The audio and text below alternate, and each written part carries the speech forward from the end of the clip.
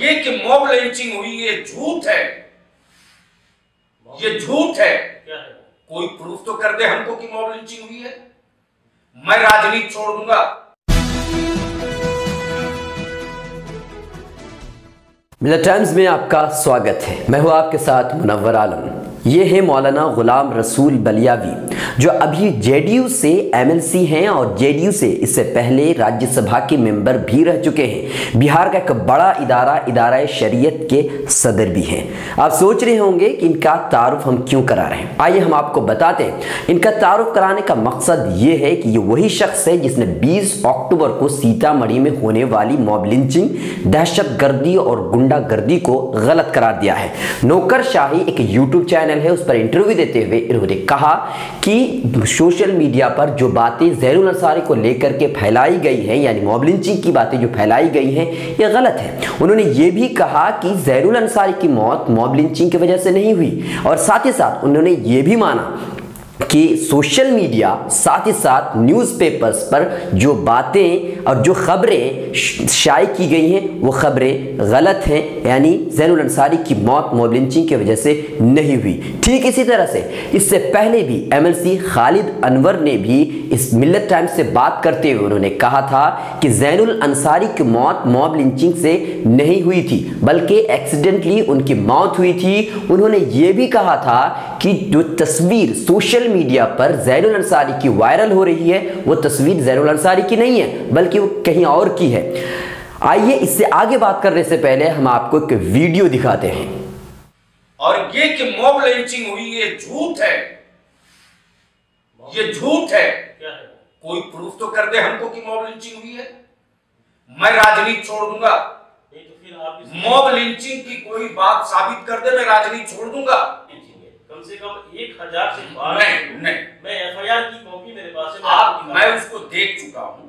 FIR की copy मैं उसको देख 1200 लोगों की भीड़ वहां पे थी। मैं उसको देख 1200 लोगों ने पहले मारा, काटा, उसके बाद जलाया और उनके डेड बॉडी को उठा करके वो ले भाई साहब 1200 आदमी अगर एक आदमी को मारने लगे तो हमको तो नहीं लगता है कि कोई डेड बॉडी ऐसी बचेगी जिसको जलाने की नौबत आएगी। मुरलियाचक में एक नहीं बल्कि सीतामढ़ी में 1 दर्जन से ज्यादा हमारे इदारे हैं। लोगों के हमारे में जेल भी था कि मैं किस बात के लिए हूं, लेकिन जब मैंने इसकी सच्चाई और अपने लोगों से जब रिपोर्ट लेना शुरू किया तो मॉब लिंचिंग की बात गलत थी। सियासत में झूठ बोलना कामयाबी की अलामत मानी जाती है। सियासत में जो शख्स झूठ नहीं बोल सकता वो तरक्की नहीं कर सकता। लेकिन मौलाना गुलाम रसूल बलियावी जिस तरह डंके की चोट पर झूठ बोलते हुए नजर आ रहे हैं, ऐसा मुजाहरा तो हमारे पीएम नरेंद्र मोदी ने भी नहीं किया है। 20 अक्टूबर को सीतामढ़ी में जो कुछ हुआ, अब उसकी सच्चाई लोगों के सामने है। इस खबर को सबसे पहले मिल्लत टाइम्स ने यूट्यूब पर एक वीडियो अपलोड करके लोगों के सामने लाया, और यही वजह है कि पटना क्राइम ब्रांच ने मिल्लत टाइम्स को नोटिस भेजा था और इस वीडियो जो अपलोड किया गया था यूट्यूब और फेसबुक पर, उस वीडियो को हटाने की मांग की गई थी। मिल्लत टाइम्स से बात करते हुए विकास बर्मन ने इस बात का एतराफ किया था कि ज़ैनुल अंसारी की मौत मॉब लिंचिंग की वजह से ही हुई थी, और यही नहीं बल्कि जो एफआईआर दर्ज किया गया है उस एफआईआर में इस बात का तज़किरा है कि वहां पर 1200 लोग मौजूद थे, यानी कि ज़ैनुल अंसारी की मौत ठीक उसी तरह से हुई है जिस तरह से अखलाक और जुनैद का कत्ल हुआ है। और कुछ दिन पहले बुलंदशहर में हिंदू शरपसंदों ने जिस तरीके से इंस्पेक्टर सुबोध कुमार राठौर का कत्ल किया है, ठीक उसी तरीके से ज़ैनुल अंसारी की भी मौत हुई है, उनका भी कत्ल किया गया है। लेकिन नीतीश कुमार के मुस्लिम पोस्टर बॉयज इस बात को मानने से इनकार कर रहे हैं। वो लोग डंकी की चोट पर सफेद झूठ बोल करके मुसलमानों के दरमियान में कौन सी छवि बनाना चाहते हैं, अब तक समझ में नहीं आया है। मौलाना गुलाम रसूल बलियावी बिहार का एक मरकजी इदारा शरिया के सदर हैं। एमएलसी खालिद अनवर भी इमारत शरिया से कुर्बत रखते हैं, और इसी की बुनियाद पर नीतीश कुमार ने इन दोनों को एमएलसी बनाया है।